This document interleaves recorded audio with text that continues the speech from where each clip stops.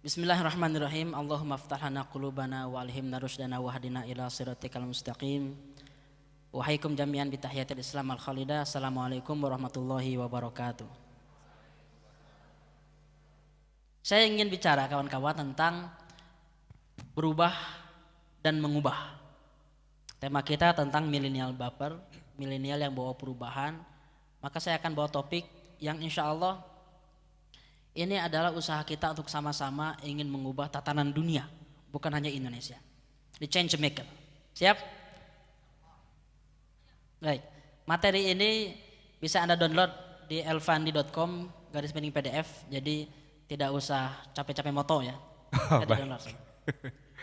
Baik, kawan-kawan, pertama saya ingin bicara tentang siklus peradaban. Allah Subhanahu wa taala akan memberikan peran leadership, peran kepemimpinan ke setiap umat tanpa terkecuali, mau muslim ataupun yang ateis. Kalau mereka mampu memikul peran itu, mereka akan memimpin. Maka kita perlu mempelajari apa saja siklus-siklus tersebut dan apa syarat-syarat akan menjadi leader. Sekarang buktinya yang menjadi leader itu orang-orang yang mungkin tidak mengenal Quran, tapi karena mereka mampu, mereka yang memimpin kita. Allah Subhanahu wa taala mengatakan wa tilkal ayyamu nudawiluha bainan nas. Itulah hari-hari yang Allah pergilirkan. Kadang kita di atas, kadang di bawah. Kadang yang memimpin itu bangsa Persia, bangsa Romawi, kadang bangsa muslim dari Jazirah Arab, kadang muslim Turki, kadang juga India, Cina juga menguasai, sekarang Amerika. Ada enggak bangsa yang belum menguasai, yang belum mendapat peran peradaban? Bangsa mana? Bangsa Indonesia, kita nih. Kita belum mendapatkan peran ini dan inilah tantangan kita. Saya ingin berbicara di level ini. Saya ingin berbicara di level perubahan, level peradaban yang nanti dimulai dari individu. Lalu sekarang kita melihat ada kekuatan-kekuatan besar, ekonomi besar, negara-negara besar yang kita hanya melongo melihat teknologi jauh melesat. Tapi tenang, karena dalam sejarah itu tabiatnya ada sebuah pepatah gini. Kesejahteraan itu, welfare, kenyamanan itu membuat orang-orang malas dan mandek. Jadi kalau kurva, kalau kita sudah di atas, di puncak, biasanya bukan makin ke puncak, tapi akan stagnan dan mulai menurun. Dan sekarang inilah yang sedang kita hadapi. Kita melihat peradaban-peradaban besar yang sedang puncak dan mereka sudah stuck, sudah stagnan dan mulai menurun. Kematangan itu akan melahirkan kemandegan. Tapi sebaliknya, kalau kita melihat banyak masalah, kalau kita melihat Indonesia punya banyak utang, krisis macam-macam, berbahagialah. Kenapa? Karena para pahlawan itu diproduksi di tengah-tengah krisis. Orang-orang kuat dilahirkan di tengah-tengah masalah, bukan di tengah-tengah kesejahteraan, bukan kenyamanan.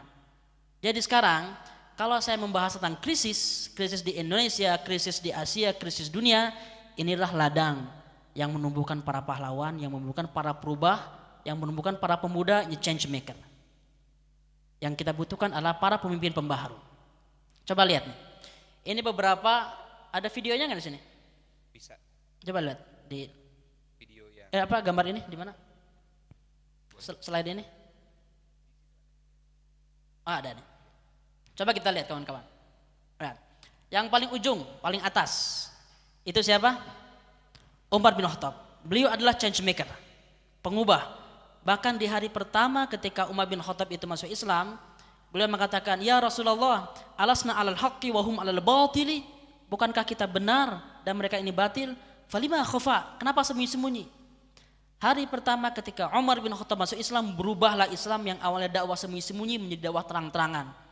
Setelahnya Mus'ab bin Umair, beliaulah profil influencer sejati. Kalau kita ingin bicara tentang pengubah, change maker, Mus'ab bin Umair. Jadi influencer itu bukan sekedar punya follower, subscriber atau asyab, bukan ya. Influencer itu adalah orang-orang yang dengan kata-katanya, dengan kalimatnya, dengan penampilannya, dengan isi pikirannya mengubah akidah orang, mengubah hidup orang. Mus'ab bin Umair, pemuda 35 tahun, ganteng, rapi, pintar, cerdas, lalu juga dia ini hafiz Quran. Tapi hafiz Qurannya tidak 30 juz. Kenapa? Enggak, karena Qurannya belum lengkap, belum turun semuanya. Mus'ab bin Umair lah yang membuka Madinah, bukan Rasulullah SAW. Itulah model para pengubah. Pelajari Mus'ab bin Umair. pemuda yang ganteng, gagah, pintar, harum lagi.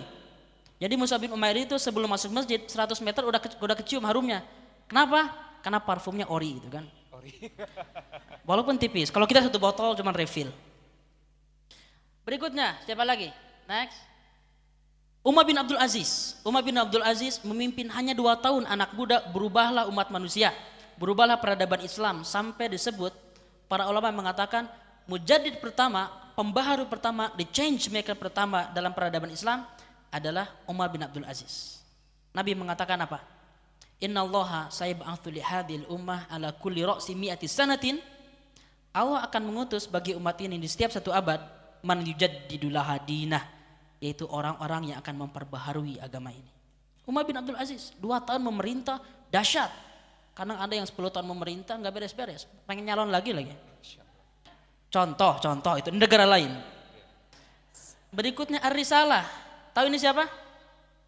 Imam Asy-Syafi'i. Imam Asy-Syafi'i inilah yang merevolusi pengetahuan. Umat Islam dulu mandek bagaimana cara memahami Quran Sunnah padahal kita bukan orang Arab, tidak bisa bahasa Arab, bagaimana mengetahui perintah ini, sholat ini wajib atau kurang wajib atau sunnah atau gimana. Imam Syafi'i lah yang mengkodifikasi pengetahuan sehingga tercipta ilmu baru yang namanya usulul fiqhi. Dahsyat, mujaddid, itu change maker. Jadi saya menampilkan contoh-contoh ini agar kita punya gagasan besar karena manusia itu akan dipengaruhi oleh model, teladan, contoh ideal mereka. Kalau yang kita pikirkan Cristiano Ronaldo, boleh nggak haram, tapi tiap hari kita loncat-loncat ngehedan gitu kan, ingin nyundul.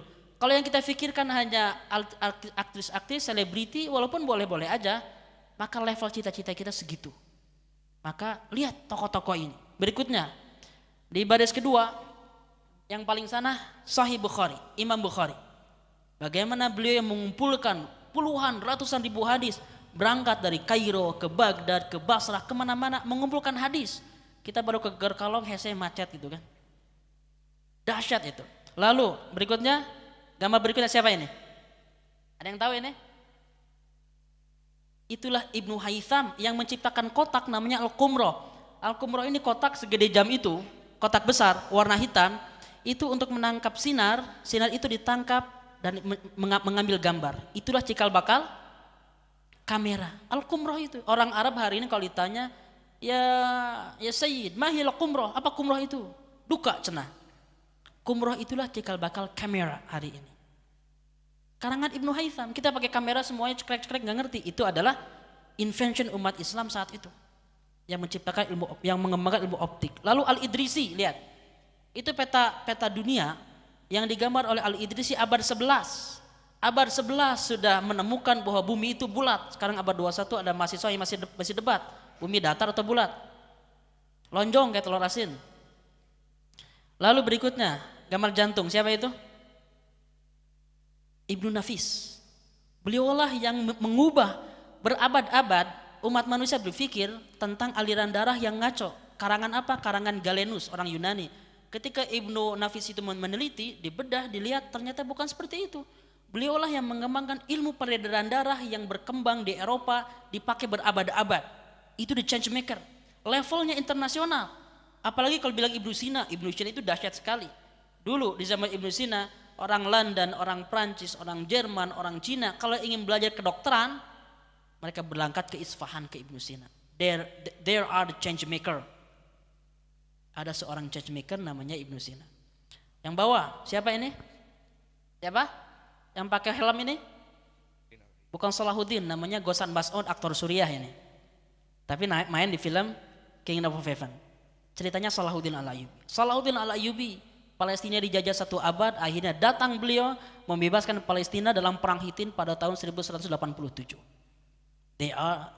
Itu change maker nih, real change maker. Lalu setelahnya siapa? Hasan al-Banna. Kontribusi Hasan al-Banna bukan hanya menggerakkan umat Islam dalam pergerakan, bahkan berkontribusi bagi kemerdekaan Indonesia. Kalau nggak percaya, lihat foto-fotonya ketika Kiai Haji Agus Alim dan rombongan diplomat kita berterima kasih ke Hasan al-Banna yang menjadi promotor kemerdekaan Indonesia di Mesir. Lalu setelahnya, tahu gambar siapa ini? Inilah Ismail Faruqi yang melawan liberalisme, yang melawan sekularisme dengan proyek Islamisasi pengetahuan. yang menjadi cikal bakal Triple IT. Lalu setelah itu almarhum B.J. Habibie yang sedang happening di bioskop. Baru nonton. Nah ini kawan-kawan, inilah change maker. Orang-orang inilah model. Manusia-manusia agung inilah teladan kita. Apalagi guru mereka semua Rasulullah SAW. Saya menjelaskan semua ini karena saya di sesi ini ingin mengajak kita semua leveling. Kita naik, kita upgrade cita-cita kita. Obsesi mengubah ini bukan hanya mengubah jalanan, bukan hanya mengubah, apalagi mengubah seseorang dari jomblo menjadi pasangan kita, bukan. Obsesi kita ingin mengubah peradaban, model-model kita adalah orang-orang ini. Kita lihat. Level of change yang ingin kita buat. Rasulullah SAW dalam hadis yang diriwayatkan oleh Imam Tirmidzi, hadis sahihnya, beliau menjelaskan tentang matematika amal soleh. Level perubahan seperti apa yang perlu kita ciptakan agar pahala kita gede di akhirat. Rasul mengatakan, man sanna fil islami sunnatan hasanah kanat lahu ajruha wa ajru man amila biha bi ghairi an yunqas min ujurihim syai'. Siapa yang memberikan contoh yang baik, perubahan yang baik, impact yang baik, influence yang baik, maka dia dapat pahala 2 kali. Pahala amal solehnya dan pahala semua orang-orang yang berubah, yang terinfluence oleh kontribusi dia. Jadi jangan nanggung. Anak-anak muda di Bandung sekarang dahsyat potensinya, jangan nanggung, ingin mengubah levelnya internasional. Rahmatan lil alamin. Rahmatan lil alamin itu internasional, global, bukan rahmatan lil Lembang, di Geger Kalong. Level internasional. Itu standar. Standar internasional itu. Ini bukan Kang Ilmu terlalu tinggi Kang, mengawang-awang, bukan. Itu kata Al-Quran, wa ma arsalnaka illa rahmatan lil alamin. Wa idh qala rabbuka lil malaikati inni ja'ilun fil ardi khalifah. Khalifah itu artinya kepemimpinan, leadership, level tinggi. Nah, maka mari kita menjadi para pemuda yang berpikir level of thinkingnya, cara berpikirnya itu bagaimana wujud saya tinggal di Gerlong, tinggal di Ciwidey gitu kan, atau mau di Garut, di Tasik, tapi kita punya kontribusi, targetnya level cita-cita global. Bagaimana caranya? Ini yang akan kita bahas. Ini baru prolog nih belum? Mukadimah. Ketika kita ingin membuat impact di level internasional, yang ingin kita ciptakan adalah perubahan sejarah, kawan-kawan. Kita semua baca sejarah hari ini.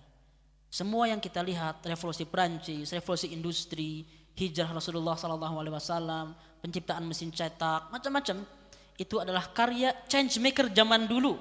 Mungkin zaman dulu kajian juga ya di Arab sana itu kan, di Mesir, kajian bagaimana menjadi pemuda peradaban di Masjid Darut Tauhid versi Kairo dulu itu kan.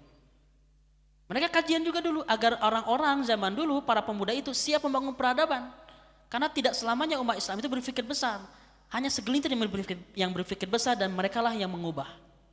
Dan kita bercita-cita hari ini ketika kita mengkaji tema ini di Masjid Darut Tauhid, kita mulai memasang resolusi, bukan resolusi 2020, resolusi 2050, saya sudah bisa berkontribusi di level internasional. Bagaimana? Ada sebuah pola yang perlu kawan-kawan fahami. Ini agak rumit, mohon perhatikan tabel ini. Mungkin sebagiannya baru melihat tabel ini. Coba lihat. Kelihatan nggak tabelnya? Kelihatan? Jelas tulisannya? Nah, ini adalah level-level sejarah, level-level gelombang sejarah yang perlu kita pahami. Agar kita tahu kita sekarang berada di level gelombang sejarah yang mana, dan itulah yang akan kita ciptakan. Kaidahnya gini, kaidahnya dulu. Setiap yang terjadi di level internasional akan berdampak ke kehidupan umat Islam dan berdampak ke Indonesia. Selalu seperti itu. Contoh kecil gitu kan. Kalau ada beruang kutub kelaparan, apa efeknya bagi Indonesia? Bisa kebayang nggak? Kalau orang yang mengerti tentang ilmu alam, ilmu lingkungan ngerti. Kalau ada beruang kutub kelaparan, ada ice melting di sana, berarti ada global warming.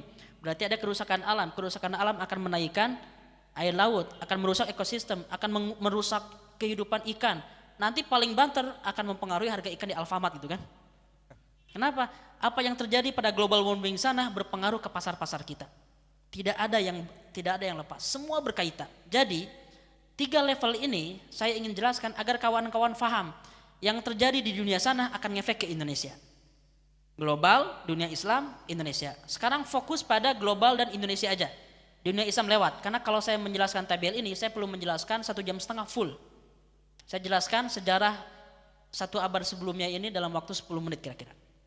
Gini, dalam sejarah kita, para pemimpin, para change maker, para founding father, para pahlawan kita, mereka selalu memahami sejarah dan mereka mengambil peran sejarah. Mereka mengambil momentum. Pertama, di tahun 1914-an terjadi perang dunia di awal-awal ini. Perang dunia satu ini meletus tahun 14 sampai tahun 18. Perang dunia satu terjadi karena ada pembunuhan putra mahkota Franz Ferdinand di Sarajevo, gitu kan. Mereka saling menyalahkan, akhirnya perang antara blok sekutu dan blok fasis, gitu kan. Yang bergabung nanti di situ ada Prancis, ada Inggris, blok musuhnya Jerman, Austria, lalu juga Bulgaria dan Daulah Utsmaniyah. Satu blok. Nggak usah pusing soal itunya, itu udah lupa kan, pelajaran sejarah dulu kan, yang kita dengarkan dengan tunduh.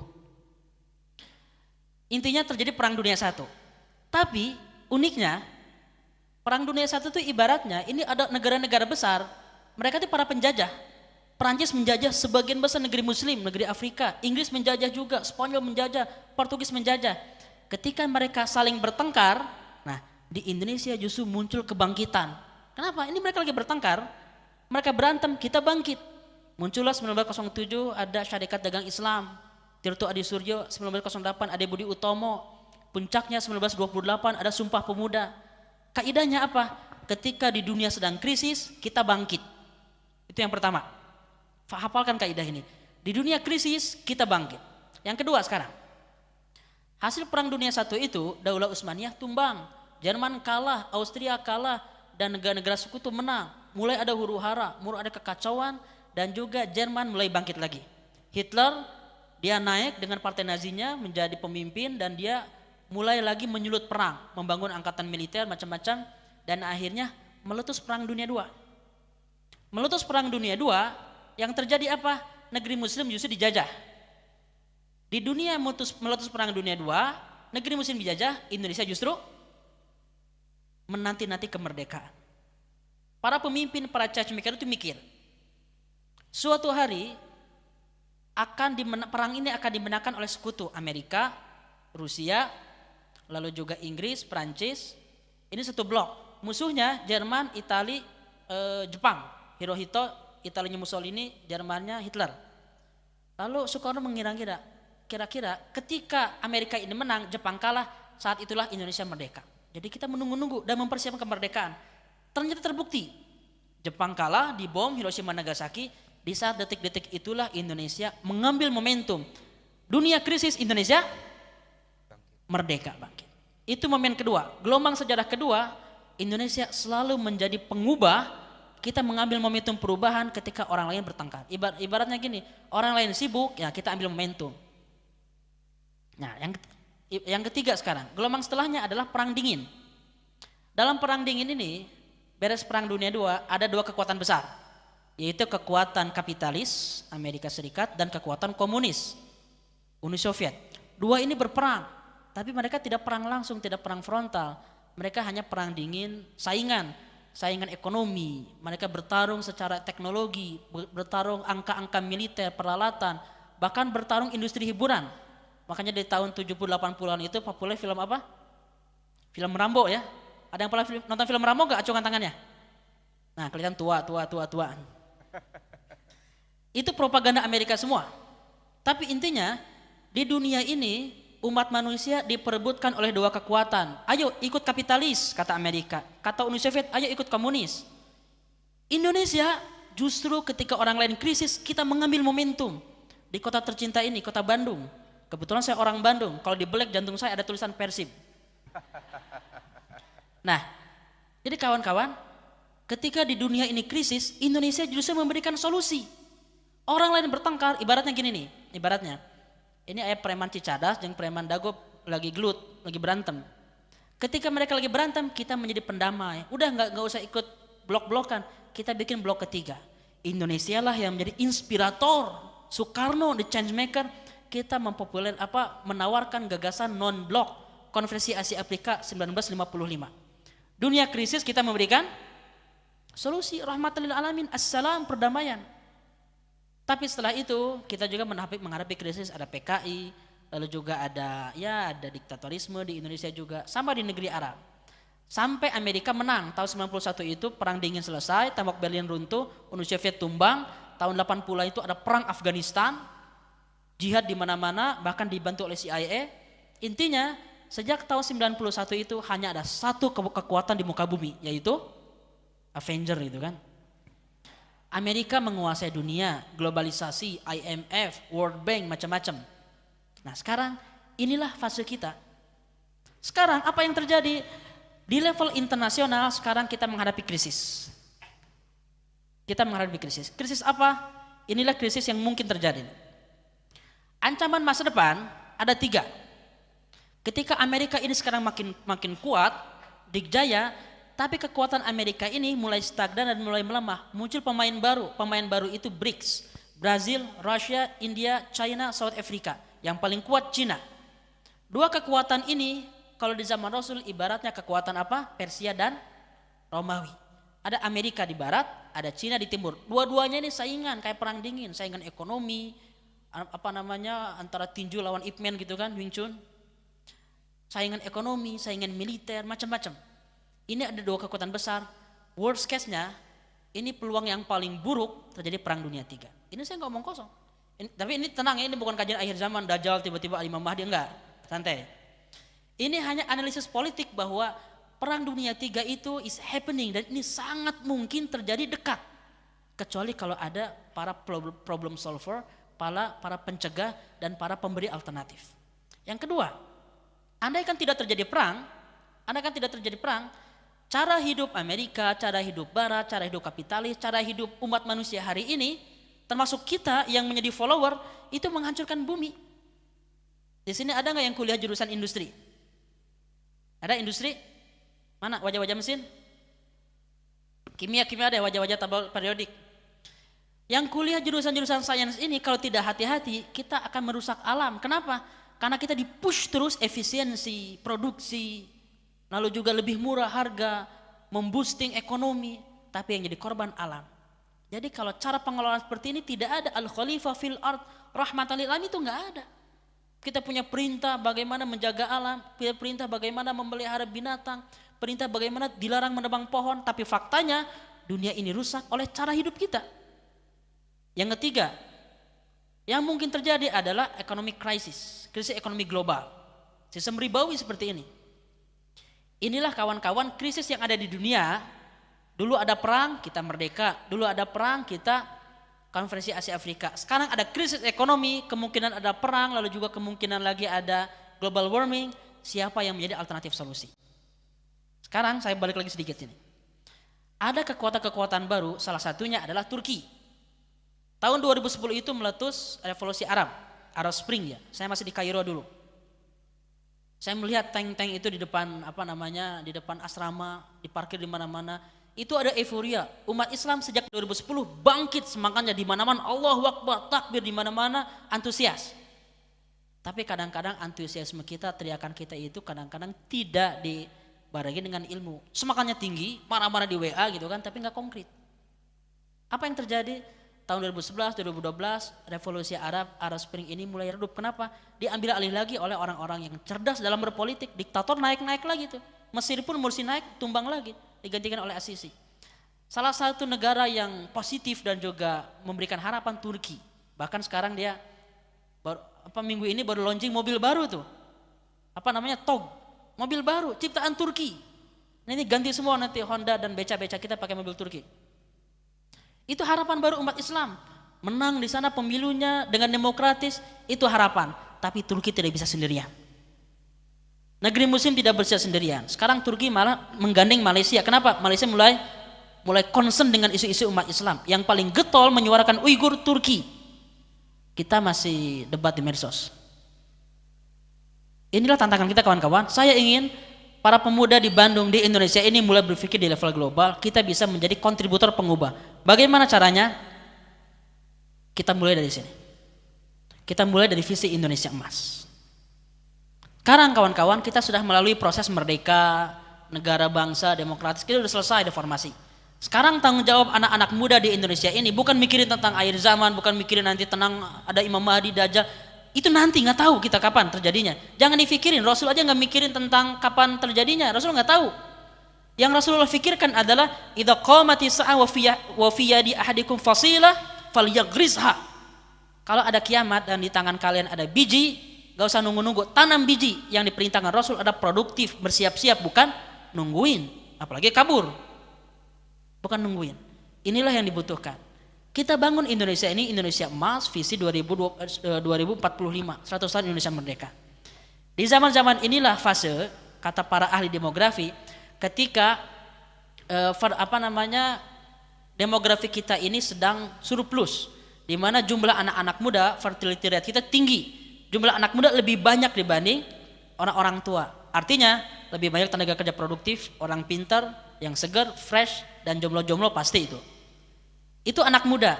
Ini bisa potensi, bisa masalah. Bisa jadi masalah kalau kita tidak punya visi, tidak punya gagasan. Anak-anak muda yang hebat ini jadi kuli bagi peradaban lain, menjadi kuli bagi proyek orang lain. Tapi ini menjadi potensi kalau kita merencanakan proyek kita sendiri. Apa proyeknya? Ada 6 tahap. Secara singkat. Pertama, kita menawarkan cara hidup baru atau ideologi istilahnya.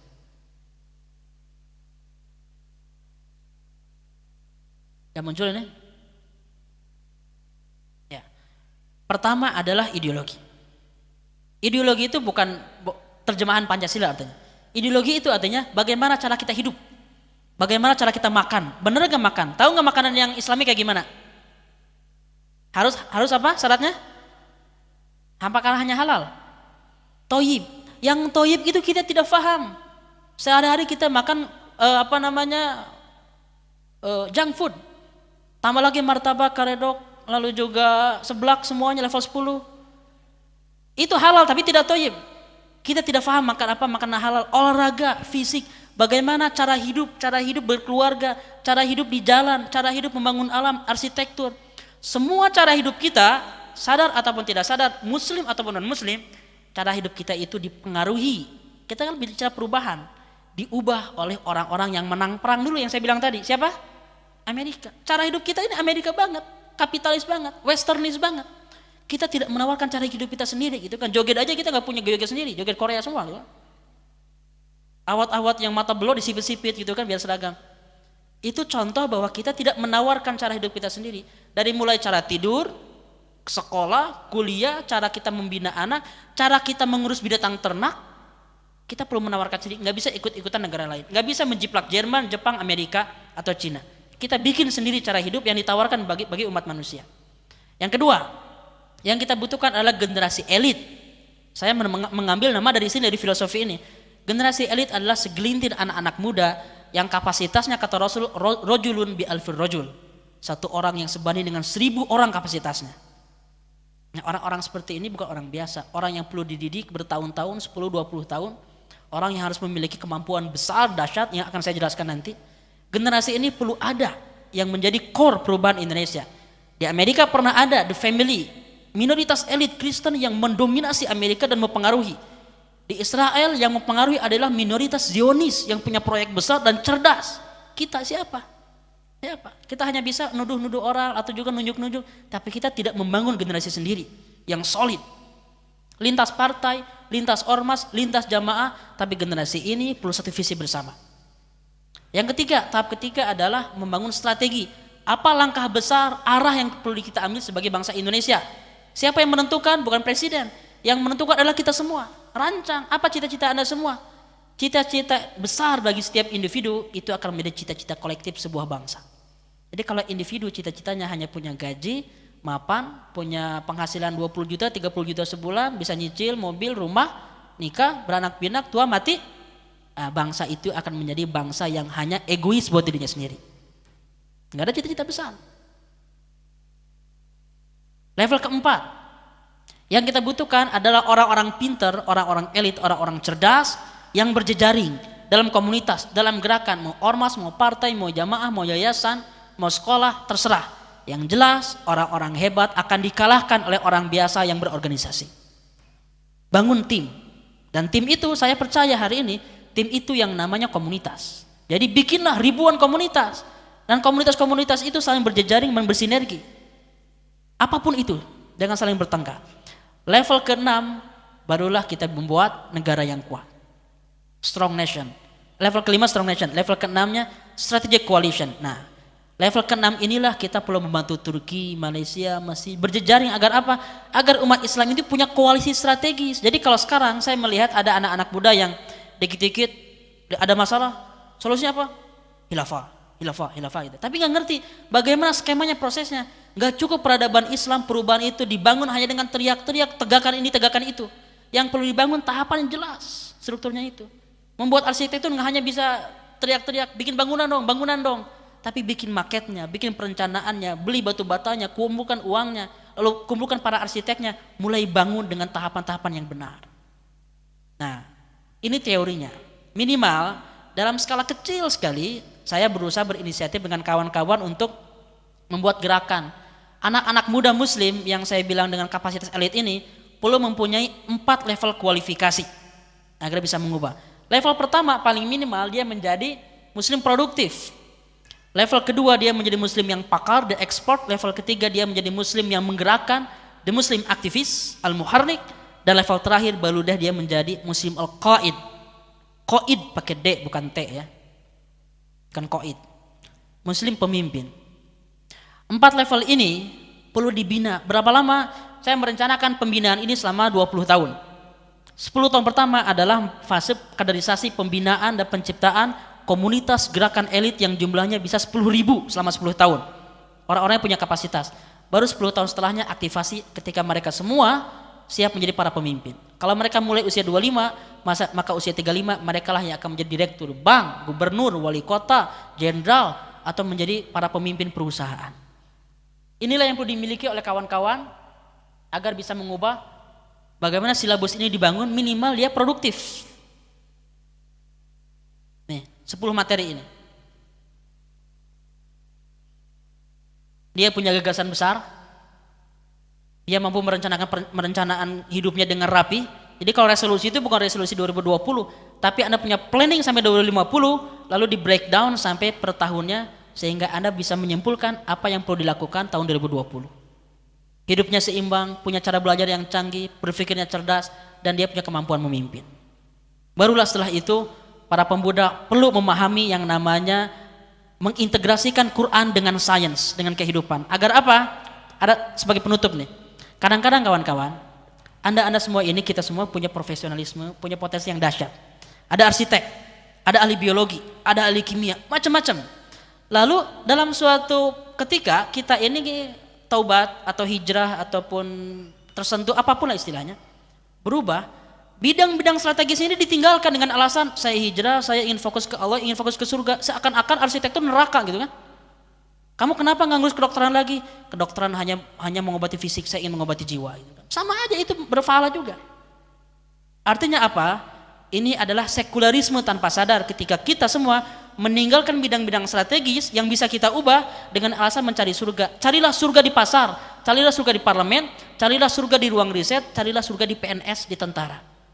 Dan itu butuh ilmunya, butuh caranya. Artinya bukan Anda yang kabur dalam kehidupan, bawalah nilai Quran ke bidang-bidang strategis, ke bidang-bidang ekspertis. Inilah yang namanya the expert muslim level 2 dalam pembinaan Elite Circle yang akan dimulai bulan Januari nanti.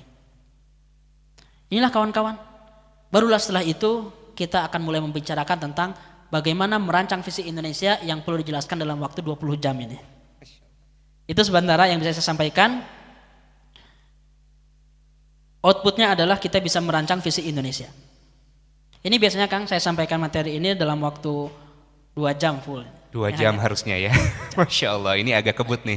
Tapi Masya Allah ya, banyak hal yang bisa kita dapatkan. Tadi ngobrol-ngobrol tentang dikotomi atau sekularisme tentang ilmu, saya jadi ingat dulu ada teman saya yang pernah ceritakan.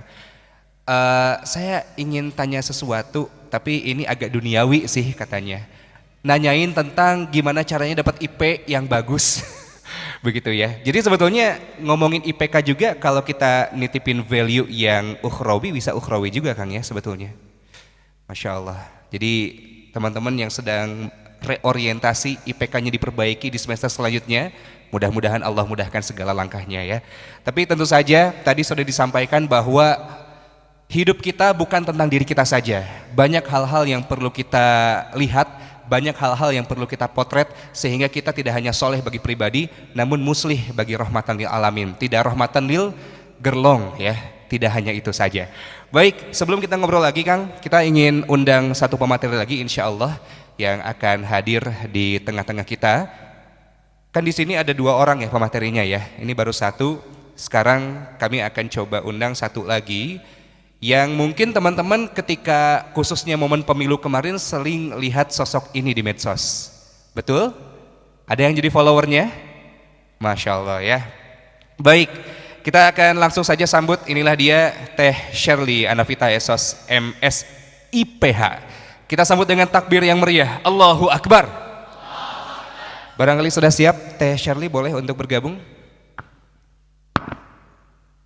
Oh belum? Oh masih dalam perjalanan, mohon maaf. Siap. Teman-teman kalau misalnya mau ada yang ingin ditanyakan kepada Kang El, boleh disiapkan dari sekarang ya, nanti ada hadiah dari panitia. Saya sempat baca di website Kang El nih tentang RKU Kang, yaitu rencana kontribusi unggulan. Saya kira ini bisa jadi solusi nih untuk membuat sebuah resolusi jangka panjang begitu. Tapi sebetulnya sebelum ke RKU, kesadaran apa dulu Kang yang perlu kita hadirkan agar kita tergerak untuk merencanakan sesuatu yang besar, tidak hanya yang kecil-kecil saja? Ya kawan-kawan, orang itu akan diuji dengan level cita-citanya. Para ulama itu mengajarkan kaidah, para ulama usul fikih itu al-ajru ala qadri masyaqqah. Pahala itu sesuai dengan tingkat kesulitan. Semakin berat tugas, semakin gede pahalanya. Jadi kalau kita ingin bermimpi jangan nanggung-nanggung. Bermimpilah cita-cita besar untuk mencapai surga tertinggi. Kalau bisa satu kafling, satu komplek dengan Rasulullah SAW. Dan itu tidak bisa dengan amal-amal biasa. Salat kita, zakat kita, haji kita itu semuanya standar yang namanya rukun Islam. Kalau nggak dilakukan itu di bawah standar. Di bawah standar itu sakit di bawah standar itu standar motor besi. Jadi harus di atas standar. Di atas standar apa? Di atas standar itulah yang namanya kontribusi. Dan kontribusi perlu gede, jangan kecil. Kenapa? Hidup hanya sekali. Dan hidup kita itu harus beramalnya, harus mengalir terus. Dan amal-amal yang mengalir itu bukan amal yang sekali kerjaan beres, tapi amal-amal yang berimpact terus walaupun kita sudah meninggal. Dan itulah kontribusi terbesar kita dalam akhirat. Baik ya, kurang lebih seperti itu. Ada kesadaran yang perlu kita tanamkan terlebih dahulu sebelum kita melakukan sesuatu. Baik, kawan-kawan, tampaknya traffic kita semakin banyak. Ini di sebelah kiri saya sudah seperti di kereta KRL ya, luar biasa penuh sekali. Saya mohon kesediaannya kepada para ikhwan untuk bergeser ke arah sana. Di sana masih agak kosong. Kita akan sedikit geser untuk space akhwat karena mohon maaf di sana sangat sempit sekali. Boleh mungkin geser ke sebelah sana ya. Nah silahkan, boleh agak melingkar ke sini juga tidak jadi masalah sih. Ya silahkan. Kita niatkan untuk berlapang-lapang dalam majelis. Ini insya Allah space-nya akan sangat berguna bagi kawan-kawan kita yang masih terjebak di ujung sana. Kan kasihan itu mepet di tangga, tidak kelihatan slide-nya ya, kasihan. Baik, terima kasih yang pindah dan khususnya yang belum menikah, mudah-mudahan segera dipertemukan dengan jodoh terbaiknya. Baik ya. Dan meskipun nanti sudah menikah, tentu saja tidak hanya hal-hal yang menyenangkan saja yang akan dihadapi ya. Perlu merumuskan juga nanti raker setelah nikah itu, kontribusi apa yang akan diberikan oleh bangsa ini dan juga bagi alam ini. Yang di sebelah sana juga boleh, yang di belakang-belakang supaya tidak terlalu belakang, supaya kita dapat keberkahan dari majelis ilmu ini, boleh lebih dekat di depan kita ya. Baik, nah teman-teman yang akhwat mungkin nanti bisa dibantu oleh panitia agar bisa lebih leluasa di wilayah belakang. Baik, kita tunggu dulu ya, mohon izin tunggu dulu ya. Teman-teman sudah ada yang nyatet pertanyaan? Sudah menyiapkan pertanyaan? Siap-siap dulu ya, nanti insya Allah ditunjuk siapa yang akan bertanya. Baik, mohon izin Kang El, kita berikan kesempatan dulu untuk agar lebih leluasa. Selamat datang para rombongan majelis taklim. Ini ibu-ibu majelis taklim dari mana ini? Masya Allah ya, tapi uniknya majelis taklim ini tidak seragam. Biasanya ibu-ibu itu ciri khasnya adalah seragam. Alhamdulillah. Baik. Baik, mohon izin kita sambil lanjutkan ya. Tentu Kang El, seseorang itu biasanya akan melakukan sesuatu hal yang besar. Sebelumnya itu biasanya ada momentum dulu, ada titik baliknya dulu. Yang awalnya mungkin orang-orang yang ya dianggap biasa-biasa saja, bahkan dia juga berpikirnya biasa-biasa saja. Tapi ada sebuah momentum yang membuat dia menjadi berpikir besar, membuat dia menjadi memberikan impact yang besar. Kalau pengalaman Kang El sendiri, kapan momentum itu hadir di kehidupan Kang El sehingga mulai nih berpikir dengan hal yang tidak hanya skup lokal saja, namun jauh lebih besar daripada itu? Baik, terima kasih, pertanyaannya bagus ya. Setiap orang itu akan menemukan momen tikungan jiwa. Di satu momen dalam hidupnya berubah berbalik. Umar bin Abdul Aziz itu dulu ketika beliau menjadi khalifah, beliau membaca ayat-ayat tentang neraka dan dia mengatakan, Inni akhafun nar, saya takut neraka, dan berubahlah hidupnya. Hanya oleh 1-2 ayat, kita 1000 ayat nggak hafal-hafal jadi nggak berubah-berubah. Nah, kalau saya pribadi ada beberapa fase yang mengubah, sama sekali ya benar-benar mengubah, itu fase-fase SMA. Hari pertama saya masuk SMA, saya SMA 9, masih pakai celana pendek, SMP gitu kan. Ada masjid besar, Habibur Rahman, tahu nggak? Iya. Habibur Rahman. Dekat bandara ya? Bandara itu kan. Saya di SMA 9 itu melihat Habibur Rahman, ini masjid apa gede banget. Masuk, di situ ada perpustakaan. Perpustakaannya lumayan besar. Bagi saya waktu itu gede banget. Ketika masuk, wah terbelalak lihat buku yang banyak, mulailah baca buku. Kebetulan, biqadarillah, awal-awal buku yang saya baca adalah buku-buku biografi. Biografi apapun itu kan, Imam Syafi'i, Imam Malik, Abu Bukhari, Napoleon, buku-buku biografi tokoh-tokoh hebat. Dan itulah yang secara tidak sadar mempengaruhi cara berpikir. Dan saya selalu bilang ke kawan-kawan, ke menti-menti atau sahabat-sahabat, kalau ingin memboosting semangat, salah satu cara yang efektif adalah baca kisah orang-orang besar. Makanya dalam Al-Quran, 1/3 Al-Quran isinya apa? Qasas, cerita. Kenapa? Ketika umat Islam tertindas, diboikot, kalah perang, lalu juga dianiaya, mereka baca kisah Zulkarnain, kisah Nabi Musa, kisah Nabi Sulaiman. Agar apa? Agar gagasan mereka melesat dan semangat mereka terboosting. Jadi itu pengalaman pribadi yang memang berpengaruh sekali. Baik, jadi baca ya, Iqra. Masya Allah, Iqra bismi rabbikal ladzi khalaq. Apakah momentum ini juga perlu ditunggu? Kan biasanya mau ngapain, nanti nunggu momentum dulu. Atau sebetulnya momentum itu kita ciptakan sendiri Kang sebetulnya? Ya, dua-duanya sebetulnya. Dua-duanya. Momentum ada yang memang Allah berikan tiba-tiba seketika, itu namanya lahwah imaniyah, Allah berikan kita sadar. Ketika tidak diambil lepas aja itu, harus nunggu yang lain.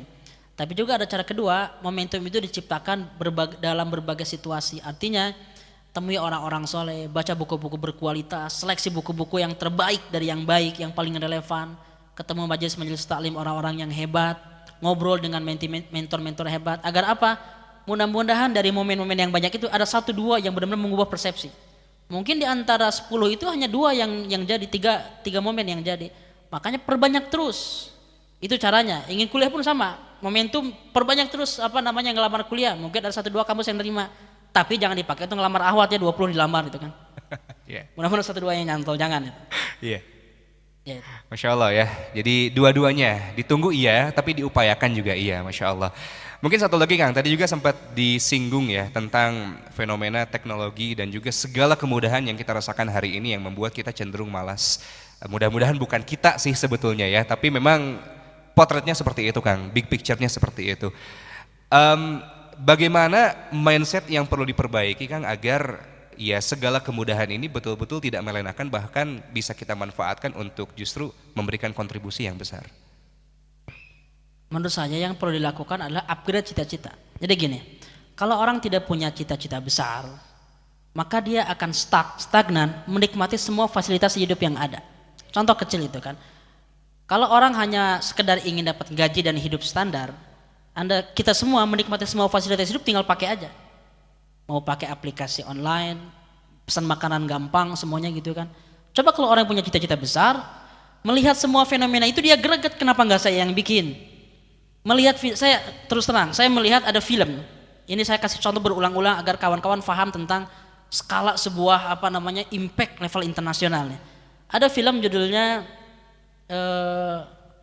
bukan Finding Nemo, Dory atau apa ya? Happy Feet judulnya. Tahu nggak?